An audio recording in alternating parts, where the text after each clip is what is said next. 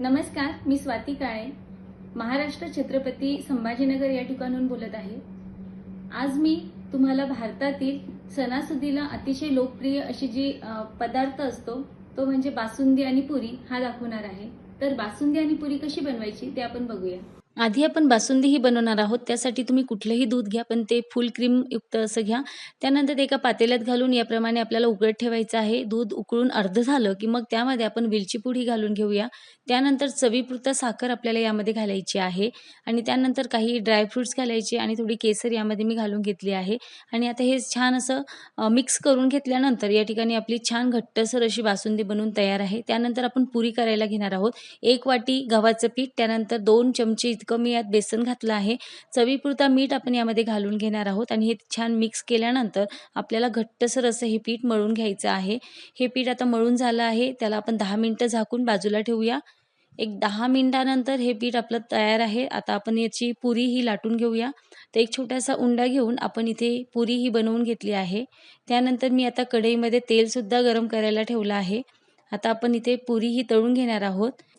तेल आपलं या ठिकाणी छान असं गरम झालं आहे। पुरी घातल्यानंतर आपल्याला मीडियम आचेवरच ही तळून घ्यायची आहे। दोन्ही साइडनी छान गोल्डन कलरपर्यंत आपल्याला ही पुरी अशी तळून घ्यायची आहे। याप्रमाणे आपण सगळ्या पुरी या ठिकाणी बनवून घेणार आहोत। यामध्ये आपण जे बेसन पीठ घातलं त्यामुळे पुरी खूप कडकही होत नाही आणि खूप मऊसुदही अशी पडत नाही। तर ही पुरी खायला अतिशय रुचकर अशी लागते। नक्की तुम्ही थोडंसं बेसन पीठ घालून पुरी बनवून बघा। त्याचसोबत आपण तोंडी लावण्यासाठी थोडीशी फ्लावरची भाजीही बनवणार आहोत। त्यासाठी मी फ्लावर या ठिकाणी कापून घेतली आणि स्वच्छ धुवून घेतली। त्याचसोबत आता इथे मी लसूण हा असा थोडासा ठेचून घेते। त्यानंतर कढईमध्ये 2 चमचे इतकं तेल घालून तेल गरम झाल्यानंतर त्यात मोहरी आणि थोडंसं जिरं हे घालायचं आहे। ते छान तडतडलं की मग त्याच्यामध्ये आपण लसूण हा घालून घेऊ। लसूण छान परतून झाला की मग यामध्ये आपण चवीनुसार तिखट, थोडीशी हळद आणि थोडासा गरम मसाला हा घालून हे छान मिक्स करून घेऊया आणि यामध्ये आता फ्लावर ही घालून छान आता सगळं आपल्याला मिक्स करून घ्यायचं आहे।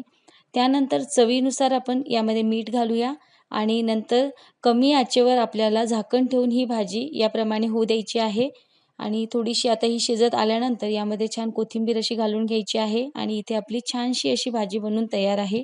भारतामध्ये आपण वेगवेगळे प्रकारचे सण हे साजरे करतो आणि या वेगवेगळ्या सणांना आपण वेगवेगळ्या डिशसुद्धा बनवतो। प्रत्येक राज्यानुसार वेगवेगळी डिश आपण या ठिकाणी बनवत असतो।